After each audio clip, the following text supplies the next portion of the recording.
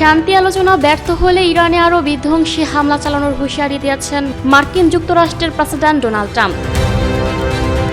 ইরানের সঙ্গে যুক্তরাষ্ট্রের আলোচনা শুরুর কয়েক ঘন্টা আগে স্থানীয় সময় শুক্রবার 10 এপ্রিল নিউ ইয়র্ক পোস্টকে দেয়া সাক্ষাৎকারে এমন হুঁশিয়ারি দেন মার্কিন প্রেসিডেন্ট। সাক্ষাৎকারে তিনি জানান, ইরানে আঘাত হানতে মার্কিন রণতরীগুলোকে অত্যাধুনিক সব মরণাস্ত্রে সজ্জিত করা হচ্ছে।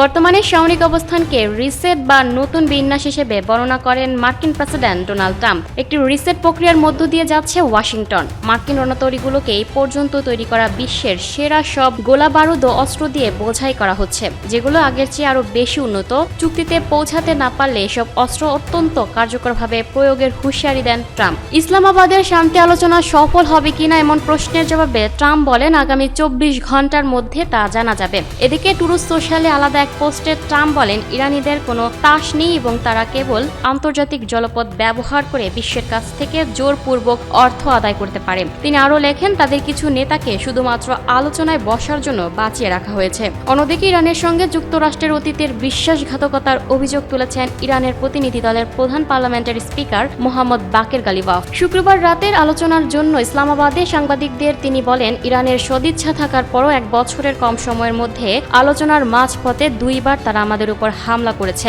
এবং অসংখ্য যুদ্ধাপরাধ করেছে। তিনি আরো বলেন, আমাদের সদিচ্ছা আছে কিন্তু আমাদের আস্থা নেই। ইরানের প্রতিনিধি দলের প্রধান আলোচক উল্লেখ করেন, যদি আমেরিকান পক্ষ একটি প্রকৃত চুক্তির জন্য প্রস্তুত থাকে এবং ইরানি জাতির অধিকার মেনে নিতে রাজি হয়, তবে তারা ইরানের পক্ষ থেকেও একটি চুক্তির জন্য প্রস্তুতি দেখতে পাবে। 5 সপ্তাহের রক্তক্ষয়ী সংঘাতের পর গত মঙ্গলবার 7 এপ্রিল পাকিস্তানের মধ্যস্থতায় 2 সপ্তাহের অস্থায়ী যুদ্ধবিরতিতে সম্মত হয় যুক্তরাষ্ট্র ও ইরান।